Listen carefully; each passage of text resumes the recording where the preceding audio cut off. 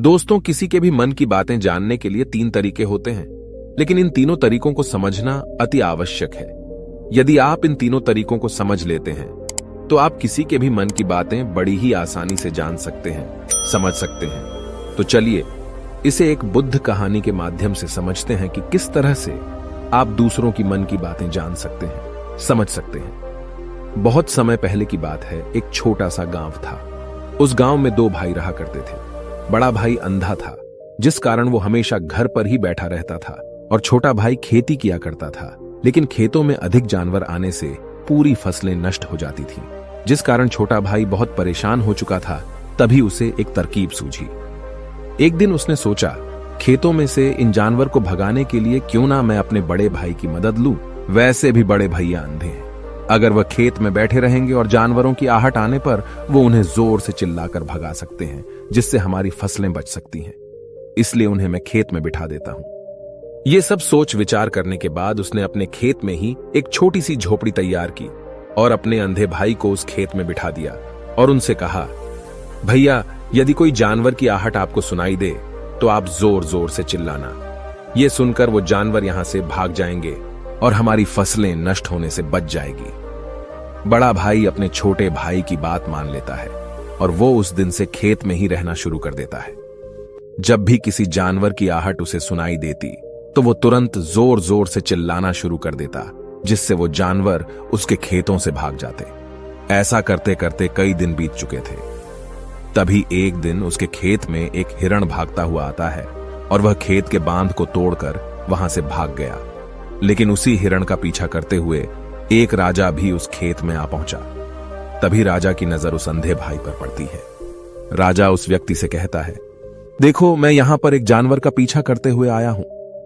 क्या तुमने उस जानवर को यहां पर देखा है? इस पर वो व्यक्ति कहता है, हे राजन, मैं तो अंधा हूं, मैं भला किसी जानवर को कैसे देख सकता हूं। लेकिन मैं आपको इतना जरूर बता सकता हूं कि जो जानवर मेरे खेतों से होकर भागा है वो आपके लायक नहीं है। आप उसके पीछे अपना समय यूं ही व्यस्त कर रहे हैं। राजा उस अंधे व्यक्ति की बात सुनकर बड़ा अचरज में पड़ गया। वो ये सोचने लगा कि आखिर ये तो अंधा है, फिर इसे कैसे पता कि जिस हिरन को मैं तलाश रहा हूं वह हिरन मेरे लायक है ही नहीं। ये अंधा व्यक्ति मुझे कैसे बता सकता है? तभी राजा उस अंधे व्यक्ति से कहता है, कहीं तुम मुझसे झूठ तो नहीं कह रहे?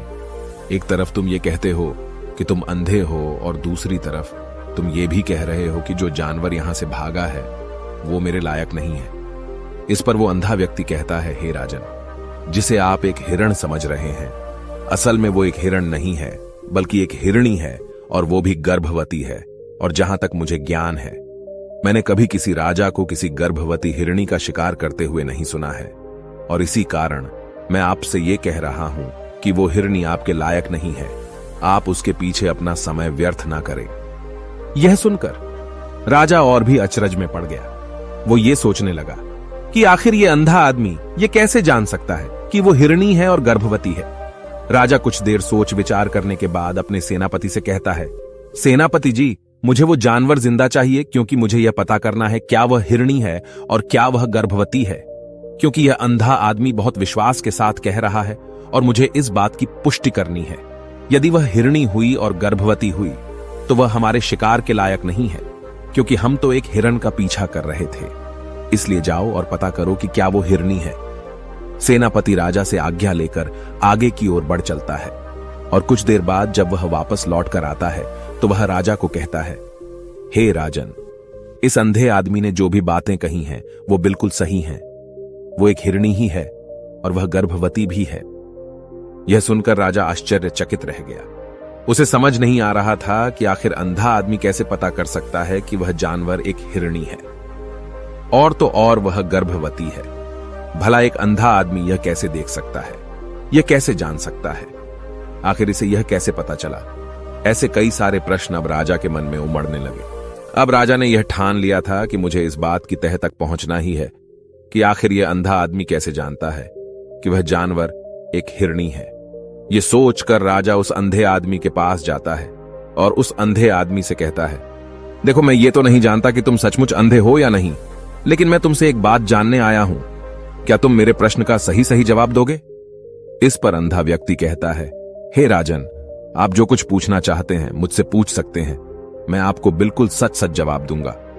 इस पर राजा कहता है, देखो, एक तो तुम कहते हो कि तुम अंधे हो और दूसरी तरफ तुमने यह बता दिया कि जिस जानवर का पीछा मैं कर रहा हूं वह एक हिरणी है, और तो और वह गर्भवती भी है। आखिर तुम्हें यह कैसे पता चला? तुम्हारे खेत में और भी तो जानवर आते होंगे, और भी तो जानवर यहां से गुजरते होंगे, फिर तुमने यह कैसे अंदाजा लगाया? तभी वह अंधा व्यक्ति राजा से कहता है, हे राजन, आप जिस हिरणी का पीछा कर रहे थे वही हिरणी जब मेरे खेत में आई, उसकी रफ्तार और उसके भागने की आहट से मुझे यह एहसास हो चुका था कि यह एक हिरणी है, और मेरे खेत की जो बांध है वह बहुत छोटी है, उसकी ऊंचाई ज्यादा नहीं है। यदि कोई हिरण होता तो उस बांध को बड़ी आसानी से लांघ जाता, लेकिन वह हिरणी इस बांध को तोड़कर भागी है, और यदि वह इस बांध को छलांग लगाकर पार करने का प्रयास करती तो इससे उसके बच्चे को खतरा होता, और इसी बात से मैंने यह पता लगा लिया कि वह गर्भवती है। इस कारण वह ज्यादा ऊंची छलांग न लगाकर मेरे खेत की बांध को तोड़ते हुए भाग गई। इस पर राजा के मन में एक और प्रश्न उठा। राजा ने कहा, किंतु तुम्हें कैसे पता चला कि वो एक हिरणी ही है? और भी तो कोई जानवर यहां पर आ सकते हैं। इस पर वो अंधा व्यक्ति कहता है, हे राजन, मैं पूरा दिन सुबह शाम यहीं पर बैठा रहता हूं, और मेरी सुनने की शक्ति बहुत तेज है। मैं ये बाफ जाता हूं कि कौन सा जानवर मेरे खेत में आया है, और उसी के आधार पर मैं जोर जोर से चिल्लाता हूं ताकि वो मेरे खेत से भाग जाए और मेरे खेत की फसलों को नष्ट न कर पाए। राजा उस अंधे आदमी का यह जवाब सुनकर पूरी तरह से संतुष्ट हो चुका था। वो मन ही मन ये सोच रहा था कि आदमी भले ही अंधा हो, लेकिन ये तो बड़ा ज्ञानी मालूम पड़ता है। इस आदमी से कुछ ना कुछ तो काम निकलवाना ही चाहिए। ये विचार लिए हुए राजा वहां से वापस अपने महल की ओर लौट जाता है।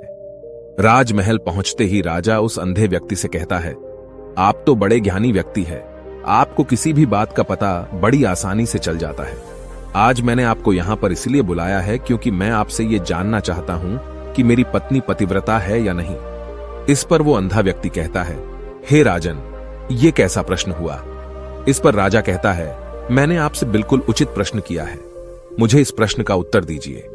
इस पर वो अंधा व्यक्ति कहता है, हे राजन, ये सारी बातें जाने दीजिए। आपकी शादी को इतने साल बीत चुके हैं, और अब आप ये बात क्यों जानना चाहते हैं? आपके मन में ऐसे प्रश्न क्यों उठ रहे हैं? इस पर राजा जिद करते हुए कहता है, देखिए, आपको मुझे इस प्रश्न का उत्तर तो देना ही होगा। यदि आप मुझे इस प्रश्न का उत्तर नहीं देंगे तो मैं आपको मृत्युदंड दे दूंगा। राजा के मुख से यह बात सुनकर वो अंधा व्यक्ति कहता है, हे राजन, यदि आप इस प्रश्न का उत्तर चाहते हैं तो उसके लिए आपको मेरा एक काम करना होगा। राजा कहता है, बोलो, मुझे क्या काम करना होगा?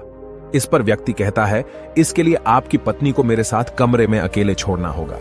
उस अंधे व्यक्ति की यह बात सुनकर राजा पहले तो क्रोधित हो जाता है, लेकिन फिर कुछ सोच विचार करने के बाद वह उस व्यक्ति की बात मान लेता है और अपने सेनापति को आदेश देता है, सेनापति जी, इस व्यक्ति को और मेरी पत्नी को एक कमरे में कुछ देर के लिए अकेला छोड़ दे। सेनापति बिल्कुल वैसा ही करता है।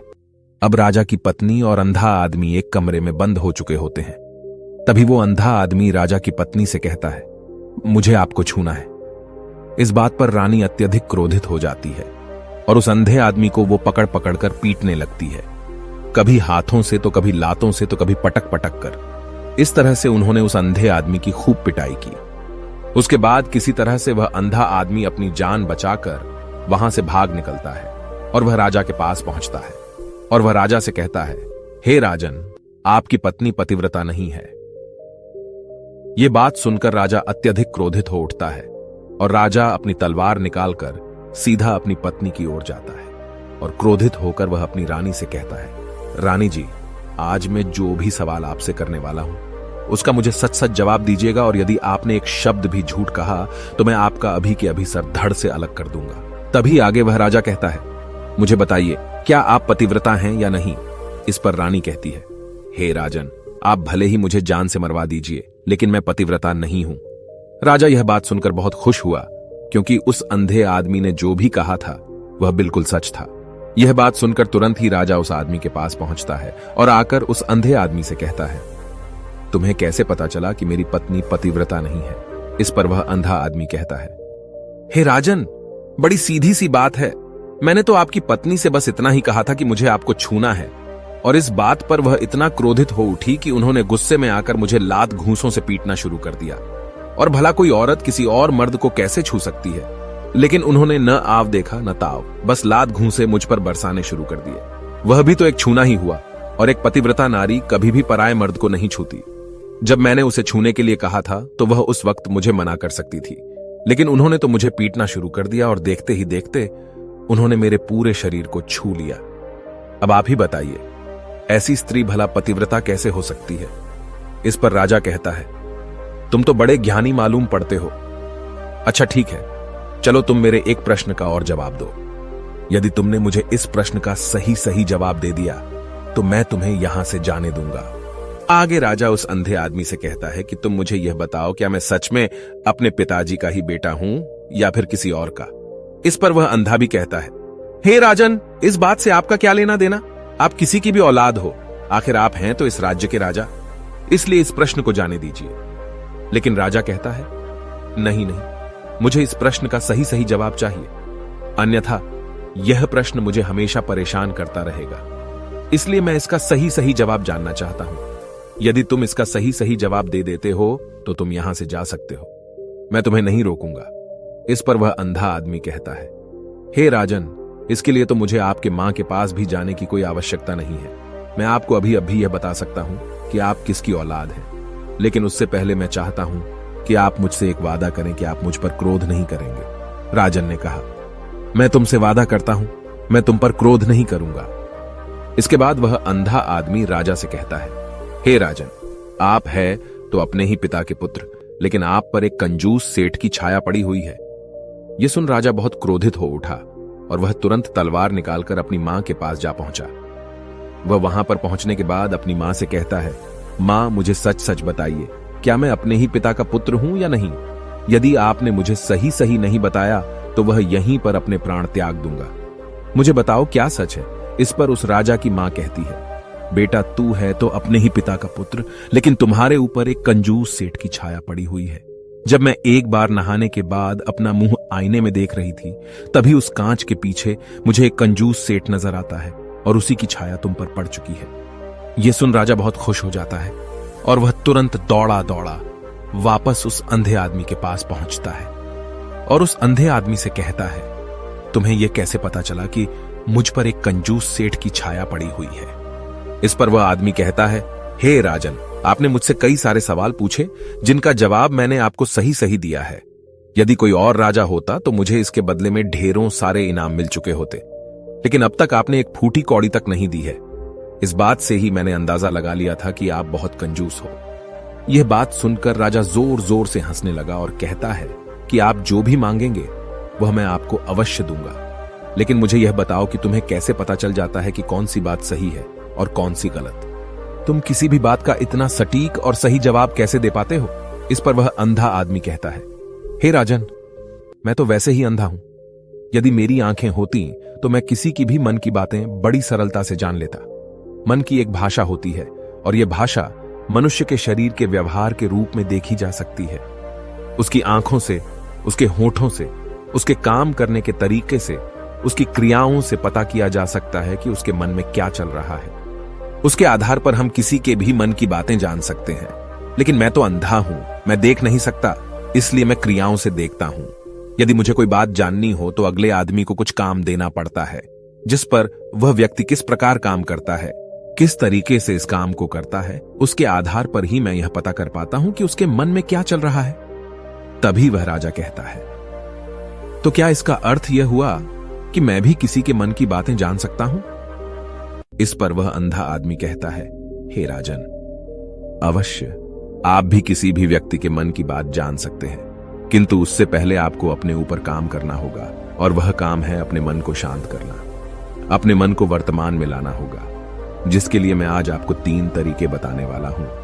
और ये तीनों ही तरीके बड़े ही आसान और सरल हैं, किंतु हे राजन, उससे पहले आपको एक काम करना होगा, अपने मन को एकाग्र करना होगा। जब हम अपने मन को एकाग्र करते हैं, अपने मन को वर्तमान में लाते हैं, तो हम दूसरे के मन की बात जान सकते हैं, क्योंकि वह आदमी अभी भी अपने मन में वर्तमान में ही सोच रहा है, और हमें भी मन को वर्तमान में ही लाना होगा, तभी हम उसके मन की बातें जान सकते हैं। यदि हम अतीत में हुई घटनाओं के बारे में सोच रहे हैं तो वह जो अगला आदमी वर्तमान में सोच रहा है, वर्तमान में अपने मन में बात कर रहा है, वह हम कैसे जान पाएंगे? क्योंकि हम तो अतीत की घटनाओं में डूबे हुए हैं। इसलिए किसी के भी मन की बात जानने के लिए सबसे पहले हमें हमारे मन को एकाग्र करना होगा, उसे वर्तमान में लाना होगा। आगे वह व्यक्ति राजा से कहता है, हे राजन, जो 3 तरीके मैं आपको बताने वाला हूं, इन 3 तरीकों से बड़ी आसानी से किसी के भी मन की बातें जान सकते हैं। उसके बाद वह अंधा आदमी राजा से कहता है, हे राजन, जो सबसे पहला तरीका है वह है आंखों पर ध्यान देना। किसी व्यक्ति से बात करते वक्त उसकी आंखों में देखना, उसकी आंखों पर ध्यान देना जो सबसे ज्यादा जरूरी है, क्योंकि आंखें बोलती नहीं पर बहुत कुछ कह जाती हैं। यदि हम किसी व्यक्ति की आंखों के इशारों को समझना सीख जाएं, हम यह जान पाएंगे कि व्यक्ति के दिमाग में क्या चल रहा है, वह क्या सोच रहा है और अभी वह क्या करने वाला है। मेरे पास आंखें नहीं हैं, लेकिन मैंने अपने गुरु से यह विद्या सीखी है, क्योंकि बहुत सालों पहले मेरे पास आंखें थीं और मैं उस वक्त लोगों के मन की बातें केवल उनकी आंखों से ही जान लेता था। इसलिए यदि आप भी दूसरों की मन की बातें जानना चाहते हैं तो आपको भी उनकी आंखों पर गौर करना चाहिए, जैसे कि उनका आकार कैसा है, वह कब, कहां और किधर देख रहे हैं। यदि उसकी आंखें यहां वहां घूम रही हैं, जब आप उससे बातें कर रहे हैं तो वहां वह इधर उधर मोड़ रहा है, कभी ऊपर तो कभी नीचे या कभी आसपास, या फिर उसकी आंखें खुश नजर आ रही हैं या फिर आंखें निराश नजर आ रही हैं, जैसे कि चोर होता है। उसकी आंखों में जब हम देखते हैं तो हमें यह पता चलता है कि अगले आदमी ने कोई गलती की है। ठीक उसी प्रकार जब हम किसी चालाक व्यक्ति की आंखों में देखते हैं तो आपको पता चलेगा कि उसकी आंखों में एक भाषा होती है। एक बहुत ही सीधा और आसान तरीका होता है। यदि आपको यह पता लगाना है कि सामने वाला व्यक्ति आपसे झूठ कह रहा है या फिर सही, तो आपको उसकी आंखों पर ध्यान देना अति आवश्यक है। यदि आपसे बात करते वक्त वह व्यक्ति अपनी आंखें यहां वहां घुमा रहा है, ऊपर नीचे, इधर उधर, दाएं बाएं, हर जगह देख रहा है, तो इसका अर्थ यह हुआ कि वह उस बात से निकलने का कोई रास्ता ढूंढ रहा है, वह कोई झूठ बना रहा है। यदि सामने वाला व्यक्ति आपसे कुछ झूठ कहने का प्रयास कर रहा है तो वह आपसे नजर नहीं मिलाएगा। वह यहां वहां देखेगा, ऊपर नीचे देखेगा, लेकिन वह आपकी आंखों में आंखें डालकर कभी नहीं देख पाएगा, क्योंकि उसे डर है कि यदि उसने आपकी आंखों में आंखें डालकर देखी तो उसका झूठ पकड़ा जाएगा और लोगों को सच्चाई का पता चल जाएगा। और इसी प्रकार कुछ और भी भाषाएं होती हैं। जब आप किसी की आंखों में आंखें डालकर यह देखना शुरू कर देंगे कि उसके हाव भाव क्या है, ठीक उसी प्रकार चेहरे के हाव भाव होते हैं, जिससे हम मन की बातें बड़ी आसानी से समझ सकते हैं और इन्हें भी समझना बहुत जरूरी है। कभी कभी कोई व्यक्ति अपने चेहरे से जैसे आंख, होंठ और बहुत से कुछ अलग अलग व्यवहार करता है। यदि आप किसी व्यक्ति के चेहरे में गौर करेंगे तो आप आसानी से समझ पाएंगे कि वह व्यक्ति निराश है, जब व्यक्ति बहुत उदास है, या फिर वह बहुत खुश है, या फिर उसे कोई बहुत बड़ा दुख है। वह अपने अंदर क्या महसूस कर रहा है, ये सारी बातें हम उसके चेहरे के हाव भाव से पता कर सकते हैं। फिर चाहे इंसान जुबान से कुछ बोले या ना बोले, लेकिन आप उसके चेहरे से सब कुछ पता कर सकते हैं। आगे व्यक्ति राजा से तीसरा तरीका बताते हुए कहता है, हे राजन, इसी प्रकार तीसरी भाषा भी है, अर्थात तीसरा तरीका भी है, और वह है हाथों के इशारे और शरीर का व्यवहार। मन की बात समझने के लिए हमें हाथ के इशारे और शरीर के व्यवहार को समझना बहुत आवश्यक है। कोई व्यक्ति जब बात करता है तो आपने देखा होगा कि वो अपने हाथों को हिलाता रहता है, अपने हाथों से इशारा करता रहता है। बातों के साथ साथ अपना शरीर का जो व्यवहार है, अर्थात बॉडी लैंग्वेज, उसका भी पूरा उपयोग करता है, जिससे हमें यह पता चल पाता है कि वह व्यक्ति हमारी बातों पर कितना ध्यान दे रहा है और उसके मन में क्या चल रहा है।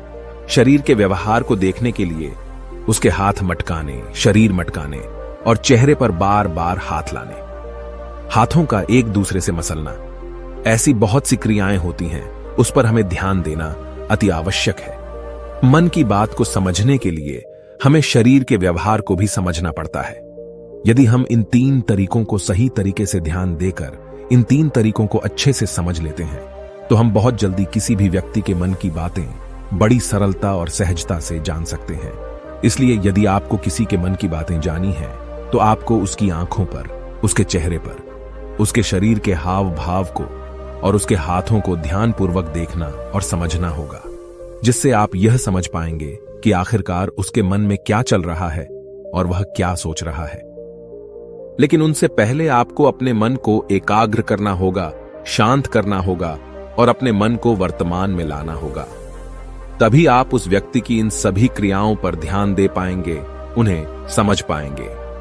अन्यथा आप यदि अतीत की घटनाओं में व्यस्त हैं, भविष्य की योजनाओं में व्यस्त हैं, तो आप उस व्यक्ति के हाव भाव पर कभी ध्यान ही नहीं पाएंगे और न ही आप कभी यह समझ पाएंगे कि आखिर उस व्यक्ति के मन में क्या चल रहा है, वह क्या सोच रहा है। आपने देखा होगा कि ऐसे कई बड़े संत महात्मा हैं जो बड़ी ही शांति से आपको देखते हैं और आपको देखकर ही ये बता देते हैं कि आपके मन में क्या चल रहा है, आप उनसे क्या जानने आए हैं। और इसका सबसे बड़ा प्रमुख कारण यही है कि वह आपको पढ़ सकते हैं, आपको समझ सकते हैं, आपकी मन की बातें जान सकते हैं, क्योंकि उनका मन एकाग्र है, शांत है। और यही कारण है कि वह आपके मन की बातें बड़ी सरलता से समझ जाते हैं। यदि आपने अब तक पूरी कहानी को सुना है तो मैं आपसे एक छोटा सा अनुरोध करना चाहता हूं। कृपया इस चैनल को सब्सक्राइब करें ताकि मैं आपके लिए और भी ऐसी ही ज्ञान से भरपूर कहानियां लेकर आ सकूं। नमो बुद्धाय। मिलते हैं एक नई कहानी के साथ अगली वीडियो में।